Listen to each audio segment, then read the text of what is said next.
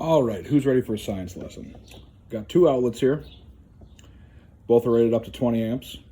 This one is hooked up to circuit breaker 7 in my house, and this one is hooked up to circuit breaker 13 in my house. I might have that backwards, but it doesn't really matter.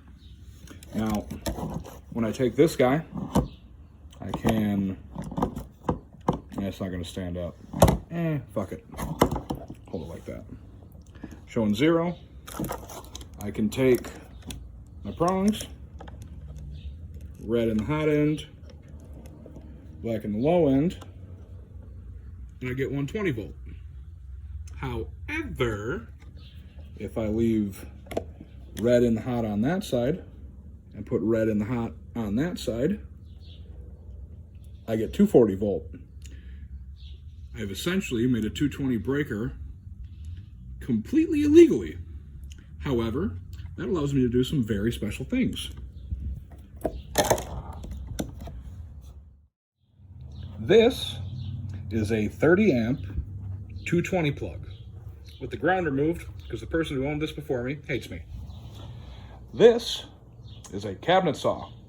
That over there that's bolted to it is called a contractor saw. The contractor saw, see if I can get my finger in there. Contractor saw, the white one is 110. The blue one is 220. And proof that it is 220. Where's my damn thing? There is a sticker on there that yells at you if you go too high. I'm too lazy to actually show it. Well, this is a 220 plug. And if I were to take those two, which I had shown earlier, one runs to breaker 13, which runs the lights and garage doors. And 7 runs to the wall outlets. All the walls are on 7. If I were to find a way to plug both those extension cords into this, I can make that run without a 220 breaker. Here is my very wonky 220 setup. And that, right there, with that big ass gap in there, allows me to go over to this big ass fucking table saw and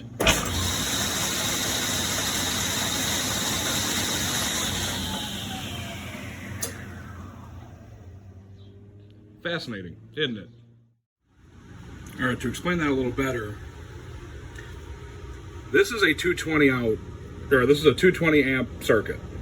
It's 2 bays, and then what it is there's 2 fingers in here that alternate circuits.